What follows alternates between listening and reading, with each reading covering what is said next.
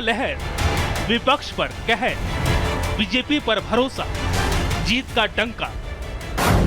UP उपचुनाव में NDA की जीत और इंडी गठबंधन को मिली हार, यानी जनता के बीच हुई परीक्षा में एनडीए पास हो गया और इंडी गठबंधन फिर से फेल साबित हुआ।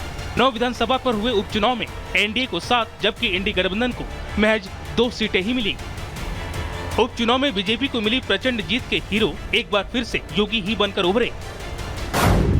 यूपी को योगी पर भरोसा, यूपी में योगी हिट है, यूपी में योगी ही उपयोगी। उपचुनाव की 9 सीटों के रण में योगी के नेतृत्व में बीजेपी ने अपनी सारी ताकत झोंक दी थी। योगी ने चुनाव की कमान खुद अपने हाथों में ले रखी थी। प्रत्याशियों के चयन से लेकर उनके प्रचार के लिए योगी खुद मैदान में थे। सभी सीटों पर योगी ने जाकर बीजेपी के लिए वोट की अपील की। दूसरी तरफ अपने मंत्रियों को भी जिम्मेदारी तय कर रखी थी। चुनाव के ऐलान से पहले ही योगी ने मंत्रियों को उनकी विधानसभा सीट फाइनल कर दी थी, जिन पर उन्हें गली गली घूमकर प्रचार करना था। योगी की इस चुनावी रणनीति का असर ईवीएम से निकले नतीजों के रूप में दिख रहा है। 9 विधानसभा क्षेत्रों में ये चुनाव हुए हैं और ये पूरे प्रदेश में फैले हुए विधानसभा सीट्स हैं। भारतीय जनता पार्टी गठबंधन ने 7 सीटें जीती हैं। इस ऐतिहासिक विजय के लिए इसका श्रेय देश के यशस्वी प्रधानमंत्री आदरणीय श्री नरेंद्र मोदी जी के नेतृत्व को, उनके मार्गदर्शन को जाता है। इन चुनावों ने साबित कर दिया कि यूपी की जनता को भी योगी आदित्यनाथ पर यकीन है। योगी के बटोगे तो कटोगे के नारे को भी जनता ने सराहा। यूपी से निकले इस नारे की गूंज इस समय पूरे देश में सुनाई दे रही है। सिर्फ यूपी ही नहीं बल्कि हरियाणा से लेकर महाराष्ट्र तक जनता इस नारे पर अपनी मुहर लगा चुकी है। दूसरी तरफ योगी सरकार के खिलाफ माहौल बनाने की अखिलेश यादव की कोशिशें बुरी तरह से खारिज हो गई। देश की जनता नकारात्मक राजनीति को, बांटने वाली राजनीति को पूरी तरह खारिज कर चुकी है। इसीलिए हम कह रहे हैं कि बटेंगे तो कटेंगे, एक रहेंगे तो सेफ रहेंगे। तो एक रहेंगे सेफ रहेंगे पर देश की जनता जनार्दन ने राष्ट्रीय एकता और अखंडता को मजबूती प्रदान करने के लिए, सुरक्षा और समृद्धि के लिए अपना जनादेश दिया है। सीएम योगी ने कुंदरकी सीट का विशेष तौर पर जिक्र किया और कहा कुंदरकी में राष्ट्रवाद की विजय है। कुंदरकी पर भारतीय जनता पार्टी की विजय या राष्ट्रवाद की विजय है, विरासत और विकास की विजय है।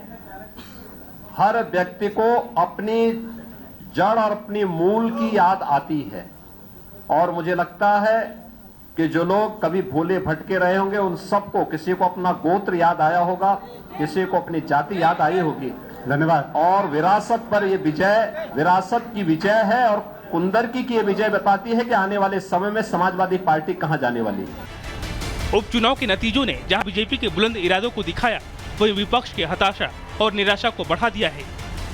कमी कोई नहीं रह गई है। कमी इस बात की रह गई है कि शासन और प्रशासन का जो एक्शन रहा, मैं समझती हूँ कि और जो कुशासन रहा मतदान वाले दिन, कमी यहाँ रह गई है। जो तांडव पुलिस का हुआ है, अन्यथा हमारी सारी सीटें जीत रही थी और इस बार का चुनाव कोई बीजेपी कार्यकर्ताओं की क्षमता नहीं थी लड़ने की हम लोगों से।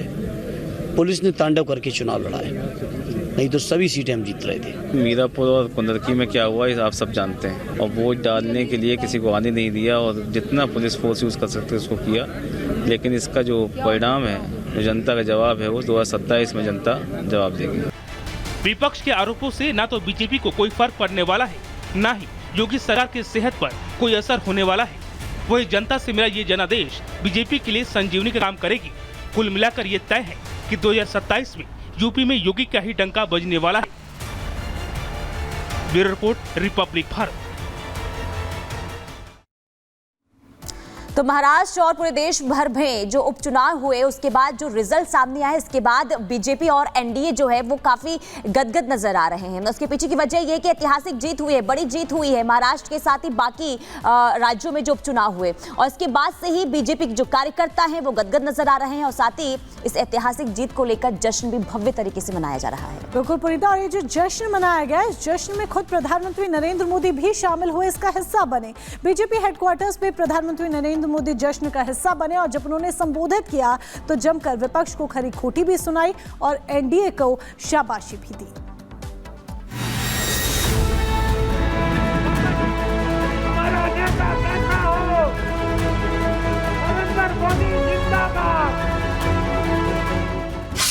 महाराष्ट्र में महायुति की प्रचंड वापसी।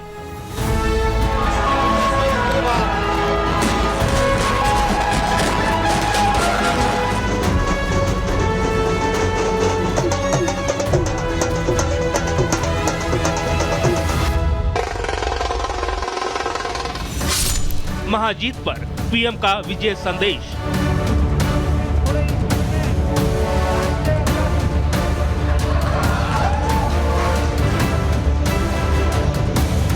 जय भवानी, जय भवानी। महाराष्ट्र विधानसभा चुनाव और अन्य उपचुनाव में बीजेपी और एनडीए की जीत के बाद देर शाम पीएम मोदी ने कार्यकर्ताओं को संबोधित किया। जय भवानी, जय भवानी। जय भवानी जय शिवाजी के नारे से अपनी बात शुरू करते हुए उन्होंने चुनाव नतीजों को विकासवाद, सुशासन और सच्चे सामाजिक न्याय की जीत बताया। साथ ही उन्होंने इसे झूठे, नकारात्मक और विभाजनकारी ताकतों की सबसे बड़ी हार करार दिया। महाराष्ट्र में विकासवाद की जीत हुई है। महाराष्ट्र में सुशासन की जीत हुई है और साथियों, महाराष्ट्र में झूठ, छल, फरेब बुरी तरह हारा है। महाराष्ट्र की जीत पर बात करते हुए पीएम मोदी ने कहा कि महापुरुषों की धरती ने जीत के सभी रिकॉर्ड तोड़ दिए।